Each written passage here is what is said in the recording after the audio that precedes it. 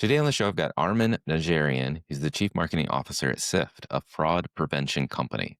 At Sift, he oversees the global marketing strategy, brand development, and go-to-marketing initiatives, leveraging AI and identity trust to combat online fraud. On the show today, we talk about digital fraud prevention industry, the power of customer referrals, and how marketing can actually become a product. That and much more with Armen Najarian. Are you ready to go beyond the basics of marketing? I'm Alan Hart, and this is Marketing Beyond, where I chat with the world's leading chief marketing officers and business innovators to share ideas that spark change and inspire you to challenge the status quo. Join us as we explore the future of marketing and its endless potential.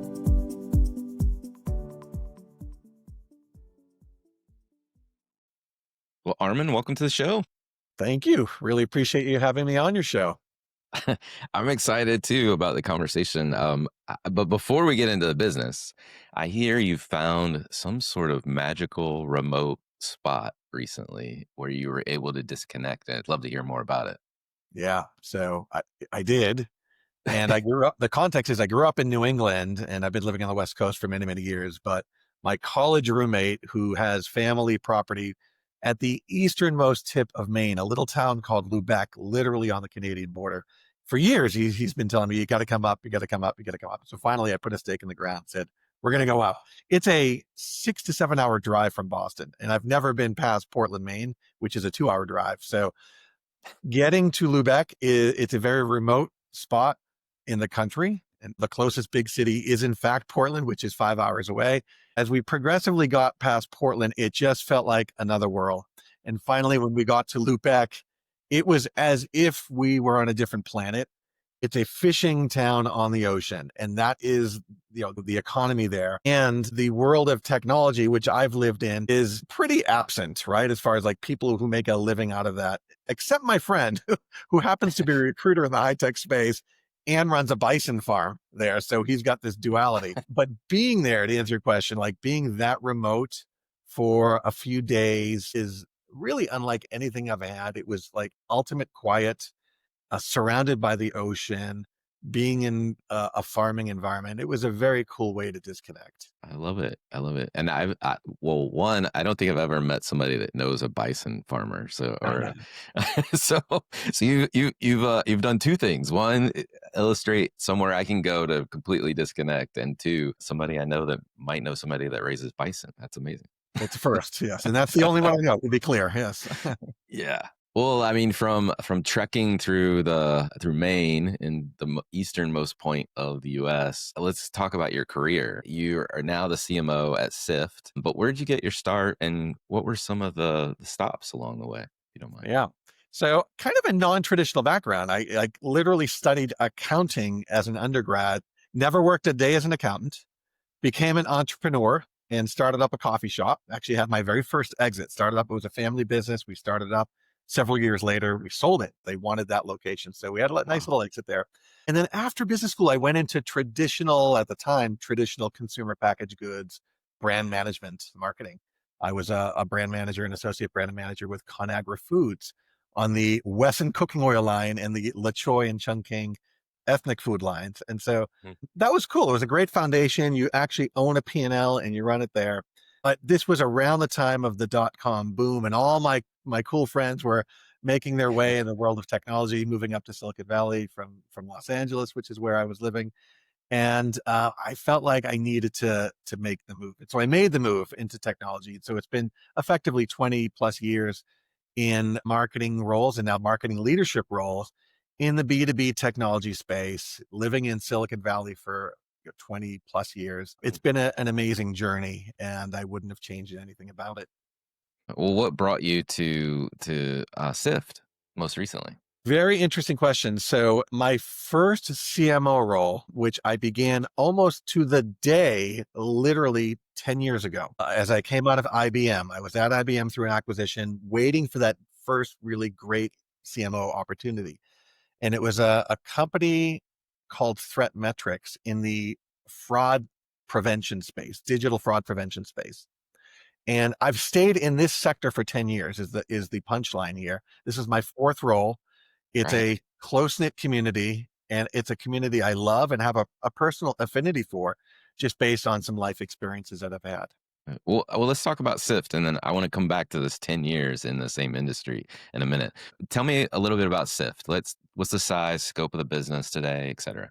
Yeah, yeah. So Sift is approaching 300 employees, around $100 million in annual recurring revenue, based in downtown San Francisco, one of the OGs of digital fraud decisioning. We sell to leading digital merchants around the world, both digital native merchants like DoorDash, and then traditional businesses that have a strong online presence like Hertz or Alaska Airlines. And so the point is every business on the planet's a digital business, and every digital business needs to make accurate real-time decisions around, can this transaction and the person behind the transaction be trusted, or is there potentially fraud at play? So we help them make those decisions in real time. Well, you mentioned early in your career starting out in brand management. Brand management, the tech is not. I don't know how does that happen? And as what did you take away from classic kind of brand management into the tech space, if you will? Yeah, it's funny. When I made that transition 24 years ago, I thought of myself as a pioneer. I'm like, okay, there's only a few of us on the planet that have a traditional CPG, in this case, food marketing background, that have made the transition into software product marketing. The bridge was product marketing. That's where I'd say the Yeah. connection point between how you manage a brand, where you have full ownership, P&L responsibility. It's more than just marketing. You're looking at supply chain, you're looking at distribution, you're looking at sales and promotions. It's Mm. a full stack marketing role where you're accountable. Product marketing and technology was the closest analogy, especially when there's a portfolio of products. And so that was my transition point, and I felt like I could add value and think about how to run and market a portfolio of products versus an individual product. So that was my starting point in a small company at the time, but it was a foot in the door. And so I took that first role, parlayed that into a role in Silicon Valley, moved from Orange County up to Silicon Valley, and it's been history ever since. But to answer your question, it's the foundational skills as a brand manager where you are accountable for the business and all that Mhm. goes behind it, that I believe helped to differentiate myself 20 plus years ago to be a better marketer in the world of B2B technology. And flash forward to today. You mentioned this is you've been 10 years into this industry. What is it about this industry that keeps you in it? Yeah, as I hinted earlier, I had a personal experience prior to joining ThreatMetrics 10 years ago, almost to the day. I was very close as a victim into Mhm. what was and is a Ponzi scheme. And so I had that life experience. It was devastating. I suffered financial loss. I suffered the severance of some friendships. Mm. But this was a legitimate Ponzi scheme with someone who was arrested and convicted by the FBI, served time in prison. Unbeknownst to me, this was a introduction through a family friend. So it was living through that life experience and saying, wow, like reasonably well educated people who have good connections can also be victims of Mm. devastating financial crimes. And so that was, I'd say, the pivot point that said, hey, there's something here where it feels like to me a mission driven business where I wake up every day, not just to sell another widget, but to help improve the lives of not just the brands that we sell to, but to the consumers behind those brands so that they are not exploited, they are treated well and respectfully. Mm. And so it's a personal story that brought me to this industry and has kept me in this industry for literally 10 years as a CMO. I love it. I love it. Well, I mean, I don't love that you were a victim, but I love the connection that like it you can feel it coming through, which is it kind of lights up your personal purpose. Like this is personal to you, not just business. We all wake up every day to do a job, and it's nice to have some personal anecdote or framework to say, here's why I'm doing what I'm doing. And so yeah, it's out of that extra spark of energy and drive. That's been great. Right. Well, this industry, I mean, if you think about it, like digital fraud and you're selling your solutions to customers, I have to believe that it's hard maybe to sell something new to an audience that is geared to thinking about like, is this real? Is this not real? In their day job has to be kind of a hard thing to overcome. And it seems that customer referrals may be a great way in. Is that true? And like, do you kind of lean on customer referrals to some degree? Yeah, word of mouth or customer referrals Right. has been significant in how we go to market, how we secure new business. And I would say in the mix of everything that we do, investing in referral programs and investing in these third party peer review sites has paid off tremendously for us. What is that? How does that manifest itself? Like, tell me, like, what does a customer referral program or process look like in your Yep. business? So there'll be two answers. So we launched a referral program that we call Super Sifters, like literally Super Sifters, and that there's a formal structure around that, and it's an incentive driven program. And we incent Mm, two parties. We incent our own account executives and customer success reps to help enroll good champions within our customer community into Super Sifters. And then we also incentivize the customers to want to participate. And those incentives for the customers might be, hey, we'll cover travel to join us at our next customer conference. mm, Sometimes travel mm, budgets are tough, or we'll help fund to get you to the next industry conference. Or if you can't accept a gift like that, we'll write a check in your name to your favorite charitable mm. cause. But incentives, whether we love them or not, do make the world go round. And so incentive. What do we get for that is customers that have the motivation and context to provide a review. It might be to speak to the media on our behalf, to do a video testimonial or a written testimonial. The array of ways to participate is significant. So that's the Super Sifters program. Gotcha. Independent of that, where we have also invested is one specific third-party review site. It's called G2, Yeah. and G2 provides the ability to have authenticated customers submit their review to vendors like Sift to help encourage that behavior and celebrate. So the punchline here is Sift runs the table every quarter now. We put some very specific motions in place 2 years ago. We now have within our category more than 50% more reviews than our closest competitor. We are number one in all three categories that touch our space. The summer Wow. 2025 reviews came out about a month ago. Again, we're number one in all three categories. And that alone has been a big part of our marketing strategy to help amplify the fact that we are number one on G2 and we have this program called Super Sifters. So a long-winded answer to your question that yes, like customer engagement, customer advocacy weighs heavily in our marketing mix. It's super interesting, and I guess both on the super sifters, pun intended, but also just the notion of the third party site as well, and how you're managing to drive that aspect of it as well. And congrats on being number one in all categories. That's Yep. amazing. So to help build community within Super Sifters, we've done something very unique. So every customer that participates in a Super Sifter activity gets a Super Sifter bobblehead, and it's a spitting image of them, and you can see there's a tag at the bottom, Super Sifter. So we encourage them. These are very social, sharing friendly. We encourage them to do that, and you can imagine, right, the type of play we get, the gift that keeps on giving to help build community and thank an advocate for Sift. It's been great. Yeah. Well, who doesn't love a bobblehead? I know everyone loves them, and all their friends want one too. Exactly, exactly. Well, I mean, one other thing I heard about was this non-traditional marketing approach that you've had that basically turned into a product. And I love the fact that it's blurring the lines between marketing and product. So can you tell me a little bit more about that effort? There's a really interesting story. So the number one question as a B2B technology company that sells an analytical product that helps drive a decision, when we sit down with customers for their quarterly business review, the number one question that we hear every single time is, great, I see how I'm performing, but how does that compare against my peers? I don't know if that's good or bad, right? Am I performing good or bad relative to my peers?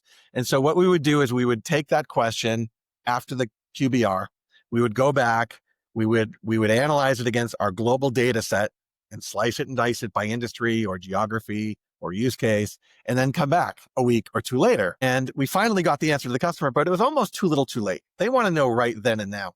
So we flipped this on its head and we said, hey, what if we take our global network of data Hmm. and effectively open source it, make it available to anyone at any time, and allow them to self-serve and see their benchmarks. And this includes competitors. Competitors can come.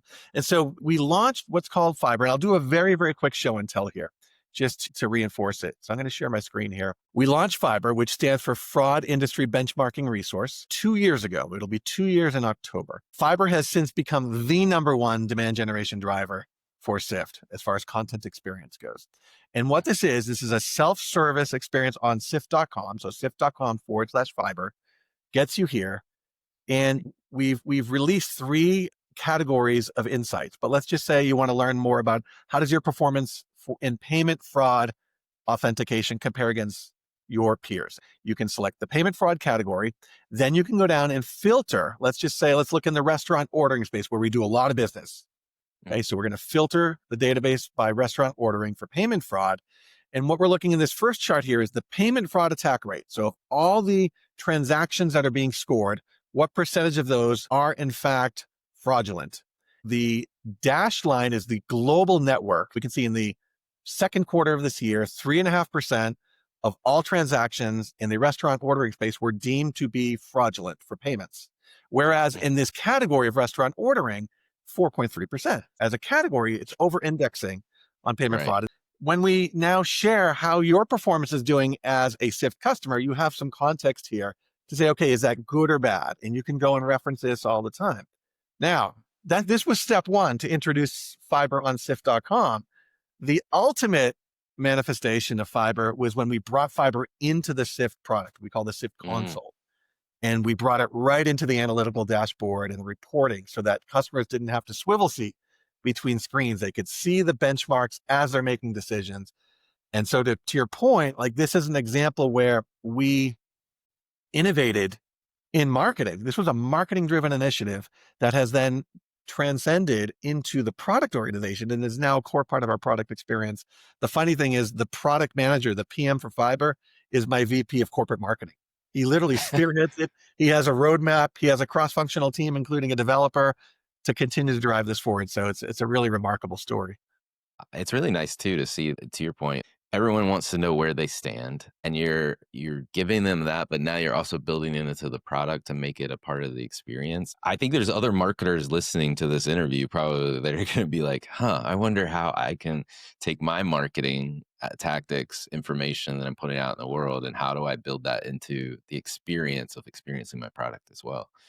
That's a great it's a great, like, I don't know if I would call it a jujitsu move, but like it's a move of adding value from a marketing perspective that I don't see very often, to be honest. You can imagine it was not without controversy internally, right? Oh, Do we yeah, I unleash the bet. data? Like, wow, we're going to basically put this data in the hands of our competition. And so the ultimate analysis was the benefit far outweighed the possible risk of so Right. what if the competitors have insights into our network data. The benefit is massive and it will get us great industry credibility. And as I mentioned, it's become the number one driver of demand for Sift. Oh. Well, I mean, Sift is a pretty interesting business that you guys have, and I love what you're doing from a marketing perspective. One of the things we like to do on the show is to get to know you a little bit better. We know you've got this friend that lives out in the far reaches of the eastern United States, but beyond that, I'd love to get to know you. And my favorite question I ask everyone that comes on the show is, has there been an experience of your past that defines or makes up who you are today?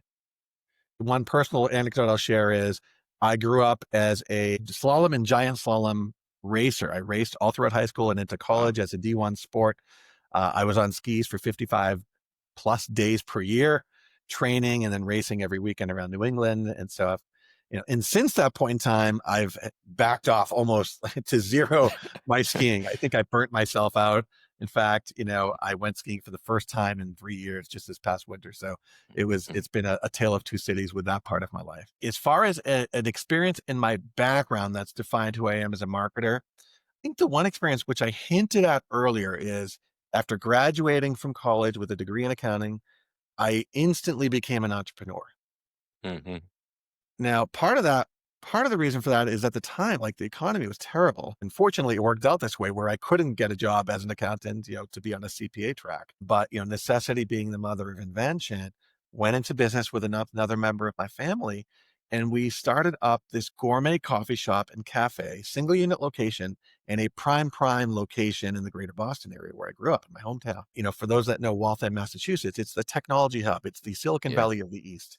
And so we were right on Route 128 in effectively a high tech office park, and we benefited tremendously from that. And so that was an amazing experience at just being out of college, co-founding it, defining the brand, defining the menu, running the operations, hiring people, having a profitable business, growing the business, considering expanding it to multiple units or going to business school. I chose the latter. I chose to Mm. leave the business in the hands of my family and then went to business school in Los Angeles and then ended up going into the food business and into brand management. So I'd say like that foundation as an entrepreneur with, nothing to lose and everything to lose, like I would say defined my underlying approach to the marketing discipline where I am willing to take risks.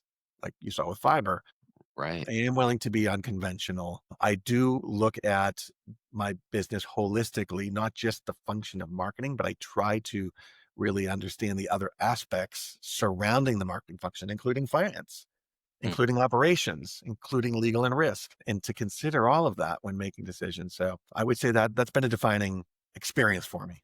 I've had many entrepreneurial experiences in my past too. It's a healthy, as much as people think about entrepreneurs in the, what we see out in the business, like the successful, high profile entrepreneur. Being an entrepreneur is a very humble beginning because you're doing everything. The bathroom needs to be cleaned. Guess who's doing that? The trash needs to be taken out. Yep, probably going to do that too at some point. And so I think, to your point, seeing the business from all sides, from all angles, and then honing, how do you grow this thing that you just birthed? It's trial by fire, and I agree with you. I don't think many people could go wrong having one of those experiences in their past to make them a better business person. So, Every day was an adventure, like truly, yeah, with unexpected risks and unexpected delightful moments. right. Well, it sounded like it worked out, and then you alluded to the fact that you guys eventually sold the location to another business. That's awesome too. We did. We were fortunate to have locked in a 15-year lease and have exclusive rights to be the only shop in that Right. complex that can sell coffee. And so it made it very simple. And it was a decent return, a decent multiple on revenue, and it was a nice Mm. clean ending and everyone was happy. Well, my next commercial real estate deal, I'm going to give you a call. When I was back in Boston to go to Lubeck, Maine a few weeks ago, we stopped at that location just I to say love it. hello. I was able to show my wife and kids what that was all about. Awesome. Well, what advice would you give your younger self if you're starting this journey all over again? Yeah, easy to say, but I think there's something to be said for try not to sweat the small stuff.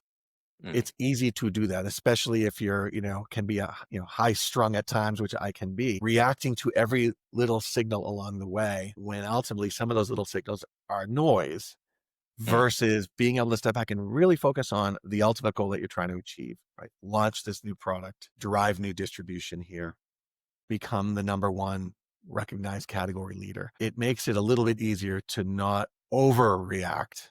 And again, it's easier said than done, but to not overreact to the small stuff along the way because there will always be noise.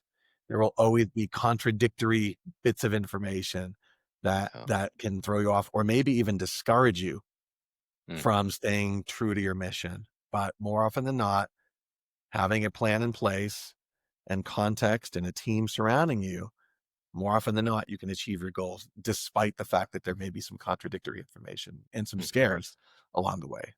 Well, is there anything either you're trying to learn more about yourself or you think marketers need to be learning more about right now? I think in this age of AI and, like every other B2B CMO, and I was at a CMO salon last week in Silicon Mm. Valley with 120 others. Big topic was around embracing AI in your operations. It's easy to feel like you are so far behind the curve relative to your peers. And it kind of did feel that way at times. So I think the takeaway would be is don't undersell the power of artificial intelligence to driving I'd say a more modern, streamlined, effective slash efficient marketing operation. Start experimenting today, right? There's Mm. plenty of context and tools and points of view out there. Start somewhere. Don't feel like you are that far behind the eight ball. There's going to be some people like the top 10% that can talk a big game about how well developed their AI powered programs are. Just start somewhere. Start with just driving all your content strategy, your campaign strategies through AI, and then start leveraging other tools to do campaign planning or execution or ad buying, etc. So that would be my advice, since it was very recent, and I know there's some, feeling of inequity among, those that are just so busy doing their day job, they can't Right. possibly change the wheels on their car fast enough as they're doing something. Well, just start somewhere and start experimenting. Love the suggestion. Are there any trends or subcultures that you follow or you take notice of? I'm basically curious about what you're curious about in the world. Mm. I've been reading lately around just some of the traditional philosophers. And for Mhm. example, I'm rereading Sun Tzu's The Art of War, which is a great reference book around how to compete, how to structure, where to focus on, how to drive to a victory in a business context. So I'd say I've been spending time lately, nights and weekends, Yeah. started to study some of those classics to be a better marketer, better decision Oh, maker. well, last question for you. What do you think is the largest opportunity or threat facing marketers today? I would have to go back to the AI discussion, and I'll view it as the biggest opportunity, and I won't say the biggest threat. It's the biggest opportunity to take your foundation as a marketer, which no AI could ever, co-opt, and harness the power of some of these tools to drive disproportionate value and effectiveness for your business. Many of us are seeing budgets maybe being leveled, not increasing year over year. So you've got to kind of do more with the same, sometimes do more with less, right? And so the great equalizer can be the power of AI. So I'd say that's the biggest opportunity for all of us, no matter what level you're at. If you're a CMO or if you're an associate brand manager, right? Every person can supercharge how they do what they do, leveraging tools that are effectively free, and then free their time up to think strategically about the next super sifters or the next FIBR that, again, no AI tool can ever ideate on its own. Well, Armin, thank you so much for coming on the show. Appreciate it. Appreciate the time. Really cool conversation. Appreciate it that you have to be here.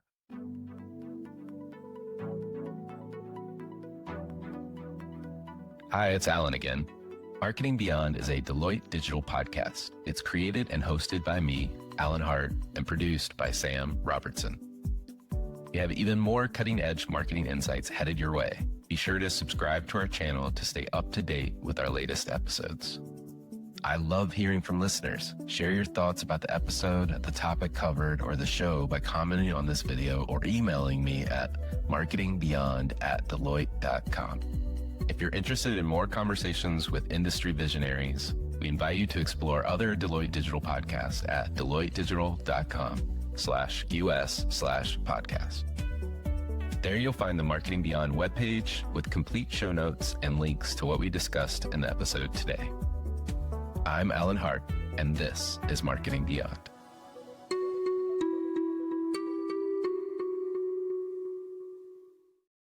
The views, thoughts, and opinions expressed are the speaker's own and do not represent the views, thoughts, and opinions of Deloitte.